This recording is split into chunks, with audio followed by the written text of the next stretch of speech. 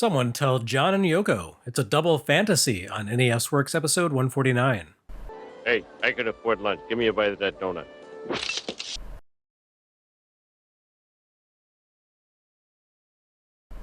Of all the Sega titles to set up camp on the NES, Fantasy Zone probably has the most convoluted story behind it, which seems appropriate because it's the game that struggles the most to justify its existence on this system. The Fantasy Zone is not the worst Sega on NES conversion that Tengen shipped in 1989. We'll see that one next episode. But it's the one that fares most poorly on the NES hardware compared to its Master System adaptation. There's a simple reason for this. Fantasy Zone was practically made to run on Master System. In arcades, Fantasy Zone ran on the System 16 board, the same board that gave us the likes of Shinobi, Golden Axe, and Altered Beast. As we've seen, the capabilities of the System 16 were such that once Sega's arcade team truly began to tap into its potential, the Master System simply couldn't keep up. But that shift in fortunes would come a few years after Fantasy Zone reached arcades in early 1986. It made its way quite faithfully to Master System in short order, just a few months later, in fact. At the beginning of 1986, Sega's developers hadn't quite gotten a handle on the true potential of their new coin-op board, and Fantasy Zone played like a slightly prettier version of something that could easily have run on the System 16's predecessor, the reliable System 1 format. And as you should be well aware, the System 1 served as the basis for the Master System hardware. For all practical intents and purposes, the Master System amounted to a slightly slower version of the System 1 with a bit less work RAM to throw at the screen. Nevertheless, it did a pretty convincing job of turning Fantasy Zone into a home console game. The graphics lost some of their depth with simplified shading and the loss of a little detail, but otherwise the Master System did a stunning job of transforming the flagship title for the company's new arcade board into an experience for a console that amounted to a compromised version of its older arcade hardware. The NES version, well, it's recognizably Fantasy Zone. Despite the box art that attempts to transform adorable little Opa Opa into some sort of screeching robot bird monster that seems more like a Judas Priest cover model. But is it good, recognizable Fantasy Zone? That question certainly lends itself to debate.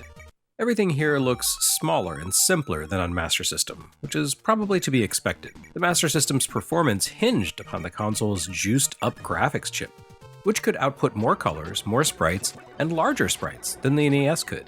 It also lacked the NES's severe sprite display limitations. Nintendo's console could only render 8 8x8 sprites on a single horizontal row of the screen. With a horizontal shooter like Fantasy Zone, which involves lining up the player's ship and all of its projectiles in a line with enemies and their projectiles of varying sizes on a single row, the NES unsurprisingly cries uncle and bombards the player with constant flicker and slowdown, which can make it difficult to track on-screen objects and respond to their movements smoothly. This shortcoming is made even more annoying by the strange, out-of-sync scrolling behavior of this adaptation. Sprite-based objects like enemies and bosses animate with a stop-start irregularity that could actually make you forget that the NES hardware supports smooth per-pixel background scrolling. At the very least, it calls to mind the sluggish refresh rate of Micronic's port of 1942, which of course is the comparison that every developer wants to hear made to their work. The characters look almost completely disconnected to the backdrops, which move around in tiny jumps that struggle to line up with the movement of sprites, as if the gameplay were taking place on a sheet of plexiglass and someone was trying to move around a matte painting behind the action and failing to keep up. And needless to say, the NES version of Fantasy Zone lacks the speed of Sega's own takes on the game. This makes it the easiest version of Fantasy Zone available on the market in 1989. One where you can easily coast to nearly the end of the game without breaking a sweat. Just try that in a Sega release. Most of all though, Fantasy Zone on NES gets the colors wrong. Normally that's just one of those things you have to deal with as an NES fan. The console had just a smidge more than 50 colors available to display, and it could only render 3 or 4 of those in a given section of the screen at a time. In 1983, when Nintendo launched the family computer in Japan, that was a generous spectrum. The best the competition had to offer was the sherbet-worthy selection of pastels provided by the ubiquitous TMS 9918 video chip seen in, for example, the Sega SG-1000.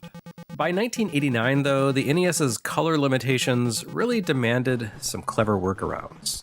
Some developers used advanced memory management chips that allowed the console to divide the screen into more and smaller zones of different colors. and some just leaned into the limitations with thoughtful artistic decisions, like monochromatic color palettes and lots of black shading. Some did both. For a game like Fantasy Zone, though, the fundamental limitations of the NES color palette really hurt the game. Sega built Fantasy Zone as a sort of candy-toned romp through euphoric surrealism, with unique, vibrant pastels defining each of the alien worlds that Opa Opa has to battle his way through.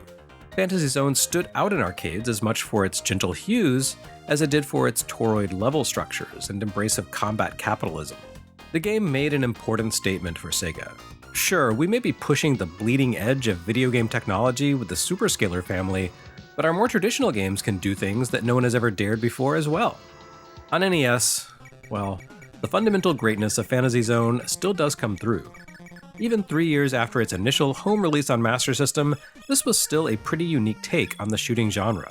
It operates around the same seek and find structure as, say, Alien Syndrome, in which players need to navigate a somewhat nonlinear contiguous space in order to complete an objective before moving along to a boss battle that blocks the path to the next stage. What makes Fantasy Zone so unique and interesting is that the nonlinear contiguous spaces here aren't top-down environments, as in Alien Syndrome or Jackal, but rather side-scrolling zones. Fantasy Zone would almost be comparable to Gradius or Life Force's side-scrolling stages, if not for the fact that you can scroll freely in both directions at your own leisure, rather than being locked into forward motion in a fixed auto-scrolling system. The actual closest analog to Fantasy Zone that we've seen on NES so far has been HAL's port of Defender 2, a game that Fantasy Zone absolutely takes tips from. In addition to infinite horizontal scrolling through a toroid space in order to secure a set of objectives, you even have a little Defender-like mini radar to help you track down those objectives. In this case, of course, the objectives are not humans, who need to be rescued before the aliens abduct and absorb them, but rather oversized enemies who disgorge streams of smaller foes. I'd call these things bases, except that they appear to be sentient creatures themselves. You know, like Farpoint Station. You need to blow up all the base beings in order to complete the main portion of each stage, all while avoiding the swarms of little guys they spawn, as well as the frantic formations of other little guys who constantly rush in from off-screen to throw you off your guard. This is made a little more complicated by the fact that Opa Opa obeys basic physics. As an object in motion, he remains in motion at all times. Opa Opa is not unlike Pac-Man or Clarice's Honda City, in that he can't, he won't, and he don't stop. All you can do is slow his forward motion or turn around and fly the other direction. This means you can't just park Opa Opa at a fixed spot in space and effortlessly pour fire into a base creature, destroying it quickly, despite the fact that as a living creature it clearly has hopes, aspirations, and children. No, you need to maintain a safe distance and rain hell on your unwitting target, all while avoiding flocks of other alien creatures who probably resent Opa Opa's intrusion into their home to kill the parent creatures and steal all their money. Ah yes, that's the other thing that stands out about Fantasy Zone. The economy. When Opa Opa destroys certain enemies or enemy formations, they drop cash, which you can collect in order to purchase power-ups.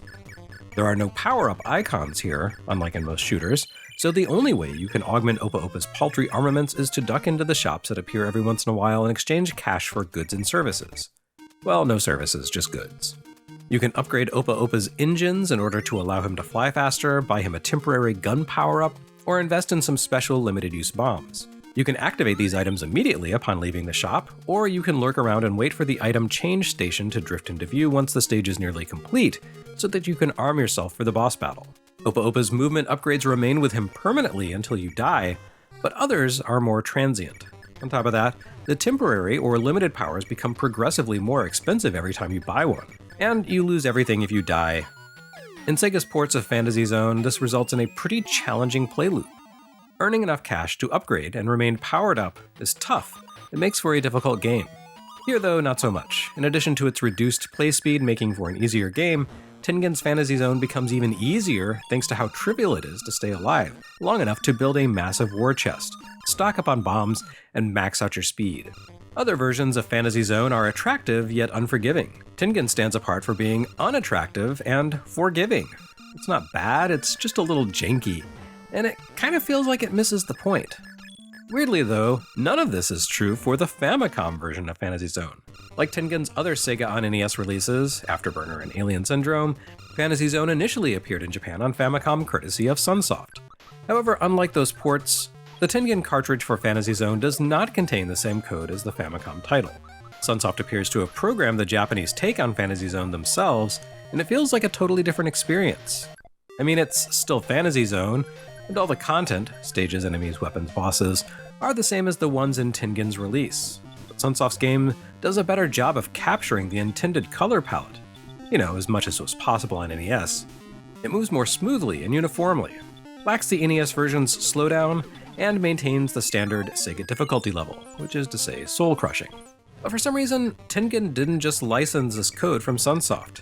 The Game Developers Research Institute indicates that they tapped a white label developer called Pixel to handle the conversion. Most of Pixel's projects never saw the light of day in the US, likely due to a combination of them being fairly specific to the tastes of Japanese audiences, tied to external properties, or so poorly made that they couldn't pass Nintendo of America's concept approval requirements.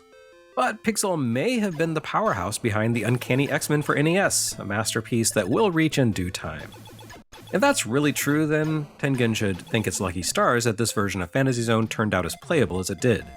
Ultimately, though, this interpretation of Fantasy Zone demonstrates the fundamental superiority of the Master System hardware for playing host to Sega creations, even more so than Afterburner. In that sense, it's a must-have release for any Sega fan. It's an apples-to-apples demonstration of the fact that, despite its quirks, the Master System was just better at certain things than the NES. Like Fantasy Zone, which, is a pretty nice thing to be good at.